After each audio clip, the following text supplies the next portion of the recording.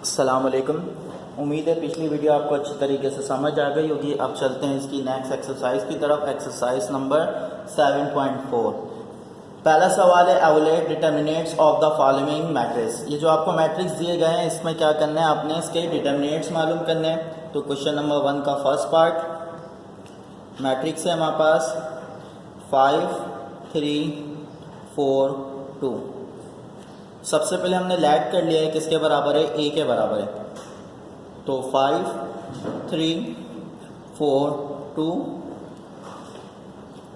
इसका डिटर्मिनेट निकालेंगे। डिटर्मिनेट को रिप्रेजेंट करते हैं दो स्ट्रेट लाइन डिटर्मिनेट को रिप्रेजेंट करती है। तो यहाँ पे जो मैट्रिक्स आ जाएगा ये भी स्ट्रेट लाइन में आ जाएगा।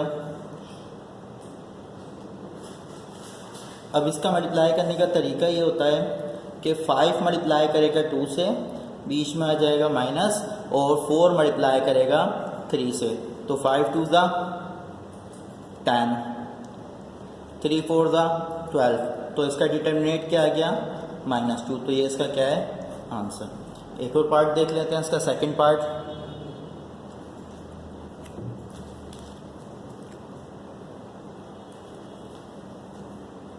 एट 5 -√2 √2। सॉल्व करते हैं। लैट कर लिया, ये ए के बराबर है।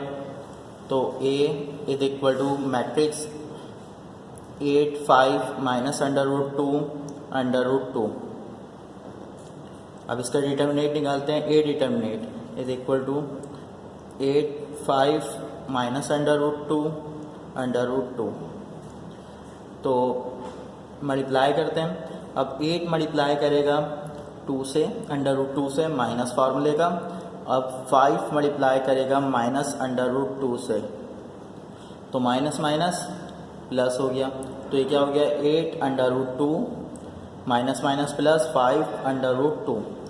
देखिए दोनों वैल्यू सेम है तो इसके क्या होंगी, वैल्यू ऐड हो जाएंगी। तो अब ये रूट वाली वैल्यू ऐड नहीं होगी, 8 और 5 ऐड होके क्या हो जाएगा 13 √2। ये इसका क्या है, आंसर है। उम्मीद है आपको ये डिटर्मिनेट समझ आ गया होगा किस तरीके से निकालते हैं। अब चलते हैं इसके सेकंड सवाल की तरफ। तो इसके सेकंड सवाल है which of the following matrix are non singular. इसमें बताना है कौन सा मैट्रिक्स जो है इसमें नॉन सिंगुलर है। देखिए सबसे पहली बात, सिंगुलर और नॉन सिंगुलर का क्या होता है। जब हम किसी भी मैट्रिक्स का डिटर्मिनेट निकालते हैं, अगर उसका आंसर 0 हो जाता है तो क्या होगा, सिंगुलर होगा। अगर 0 नहीं होता तो क्या होगा, नॉन सिंगुलर होगा। यानी कि अगर कोई वैल्यू आ जाती है वो भले प्लस में हो या माइनस में हो तो वो क्या है, कौन सा मैट्रिक्स होगा, नॉन सिंगुलर होगा। तो क्वेश्चन नंबर 2 फर्स्ट पार्ट 2 4 3 6। सबसे पहले इसका क्या करेंगे, डिटर्मिनेट निकालेंगे। इसको लैट कर लिया, ये ए के बराबर है। ए इज इक्वल टू 2 4 3 6। डिटर्मिनेट निकालना है 2 4 3 6। तो डिटर्मिनेट निकाल क्या होगा, 2 मल्टीप्लाई करेगा 6 से, तो 2 multiply by 6 minus 4 multiply by 3। तो a इज इक्वल टू 2 6 ज़ा 12 माइनस 3 4 ज़ा 12। तो a कितना आ गया, 0। तो अगर किसी डिटर्मिनेट की वैल्यू 0 आ जाती है तो कौन सा मैट्रिक्स होता है, सिंगुलर मैट्रिक्स होता है।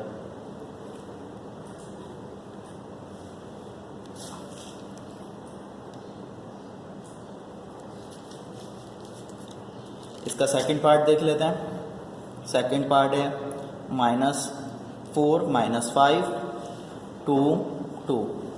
सॉल्व। लैट सबसे पहले लैट क्या है, ए के बराबर, -4 -5 2 2। डिटर्मिनेट निकालते हैं इसका, -4 -5 2 2। तो डिटर्मिनेट किस तरीके से निकाला जाता है कि -4 मल्टीप्लाई करेगा 2 से, तो -4 मल्टीप्लाई बाय 2, माइनस ही आ गया फार्मूले का। अब -5 मल्टीप्लाई करेगा 2 से, तो -5 मल्टीप्लाई बाय 2। तो कितना हो गया ये, माइनस का 8 प्लस माइनस माइनस प्लस 5 2 ज़ा 10। तो क्या बाकी रहा 2। तो ये क्या हो जाएगा, देखिए कोई ना कोई आंसर आ गया। तो ये कौन सा मैट्रिक्स होगा, नॉन सिंगुलर। तो आपको पता चल गया होगा कि नॉन सिंगुलर और सिंगुलर मैट्रिक्स कौन सा होता है।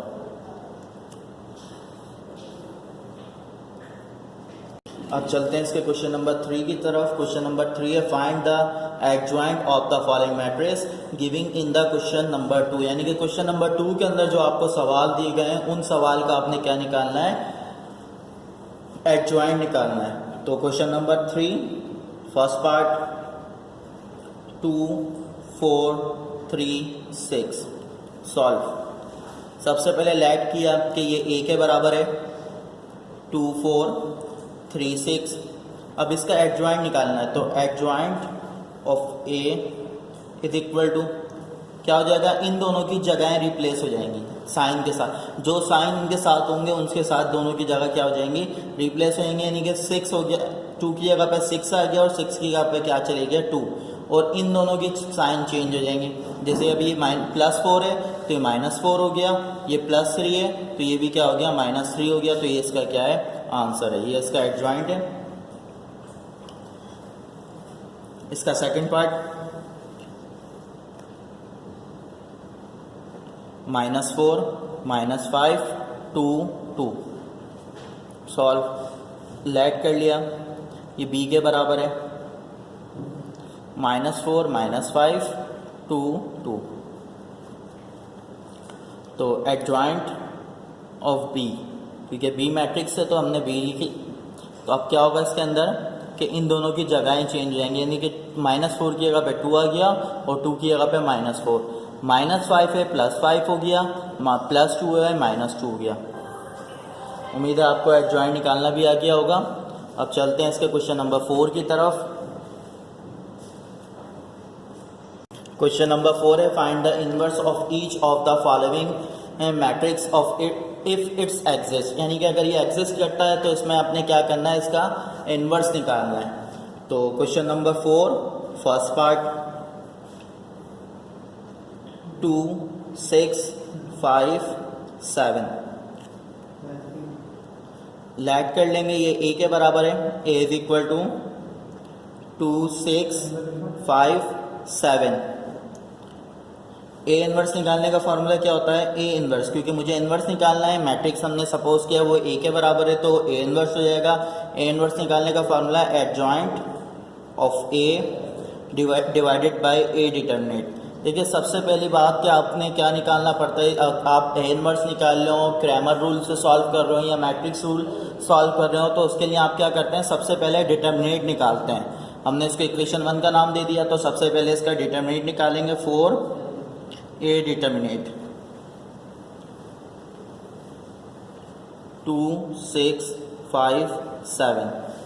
तो 2 मल्टीप्लाई करेगा 7 से, बीच में आ गया माइनस, 6 मल्टीप्लाई करेगा 5 से।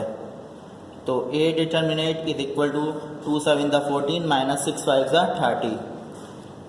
तो कितना बाकी रहा, माइनस का 16। तो ए डिटर्मिनेट निकल गया। अब इसका निकालते हैं एडजॉइंट। तो adjoint of A is equal to, तो कैसे निकालेंगे, इन दोनों की जगह रिप्लेस, यानी कि 2 की जगह पे 7 आ गया और 7 की जगह पे 2। अब 6 भी प्लस का है तो माइनस का 6 हो गया, 5 प्लस का है माइनस का 5, यानी कि इन दोनों की साइन चेंज हो जाते हैं। तो हमारे पास ए डिटर्मिनेट भी आ गया, एडजॉइंट भी आ गया। तो इनवर्स निकालते हैं, put the value of adjoint of A and A determinant in equation 1।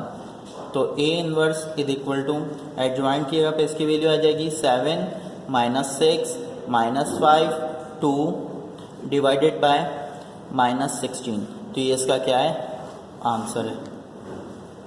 उम्मीद है समझ आ गया होगा। एक और सवाल देख लेते हैं इसका।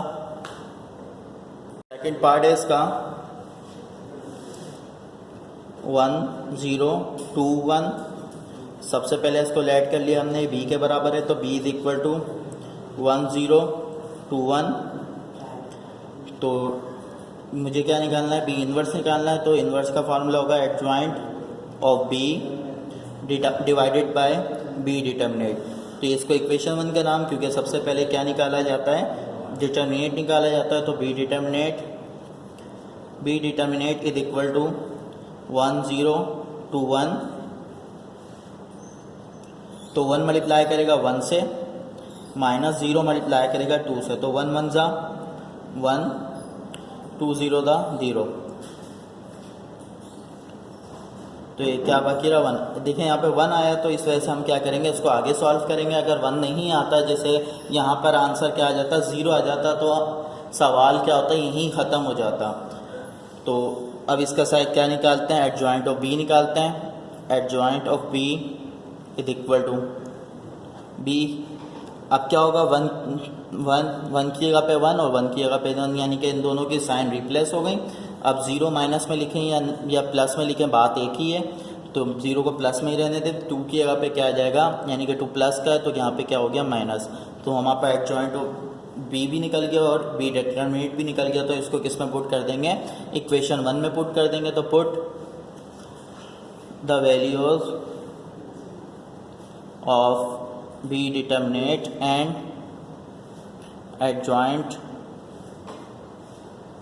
Of B in equation 1। तो B inverse is equal to 1 0 minus 2 1 divided by 1। Upon में 1 नहीं लिखते, तो बी इनवर्स क्या आ जाएगा हमारे पास, 1 0 माइनस 2 1। उम्मीद है आपको ये भी समझ आ गया होगा कि इनवर्स कैसे निकालते हैं। अब आगे चलते हैं क्वेश्चन नंबर 5 की तरफ। क्वेश्चन नंबर 5 का फर्स्ट पार्ट है, verify the following if A is equal to then. आपने क्या करना है, क्वेश्चन नंबर 5 का फर्स्ट पार्ट आपने वेरीफाई करना है कि आपके पास क्या दिया गया है। ए आपके पास है 3 1 2 0, और हमने प्रूफ क्या करना है कि अगर हम ए को ए इनवर्स से मल्टीप्लाई कराएं तो क्या आना चाहिए, आइडेंटिटी मैट्रिक्स आना चाहिए। आइडेंटिटी मैट्रिक्स क्या होता है, आई इज इक्वल टू 1 0 0 1, ये आंसर आना चाहिए।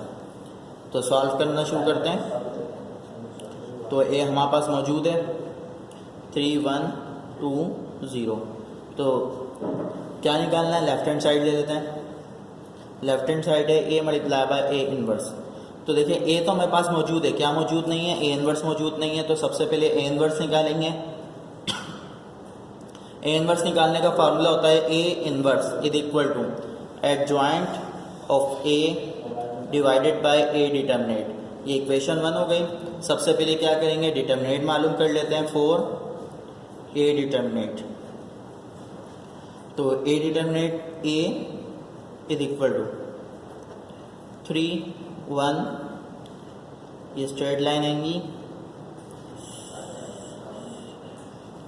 3 1 2 0। तो A determinant is equal to 3 multiply करेगा 0 से, माइनस 2 मल्टीप्लाई करेगा 1 से। 3 0 था 0, माइनस 2 1 था 2, माइनस 2। अब एडजॉइंट निकाल लेते हैं। Adjoint of A is equal to, तो इन दोनों की जगह रिप्लाई, यानी कि 3 की जगह पे 0 आ गया और 0 की जगह पे 3 आ गया। प्लस का 1 है माइनस 1, प्लस का 2 है माइनस 2। एडजॉइंट ऑफ ए भी आ गया। इसको पुट कर देंगे इक्वेशन 1 में। Put the value of adjoint of A and A determinant in equation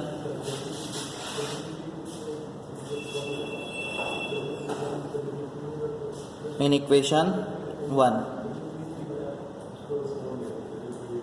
क्या करेंगे कि जो वैल्यू निकाली हमने एडजॉइंट ऑफ ए और ए डिटरमिनेंट, इसको इक्वेशन 1 में पुट कर देंगे। A inverse is equal to adjoint of A हमारे पास क्या है, 0 minus 1 minus 2 3 divided by minus 2।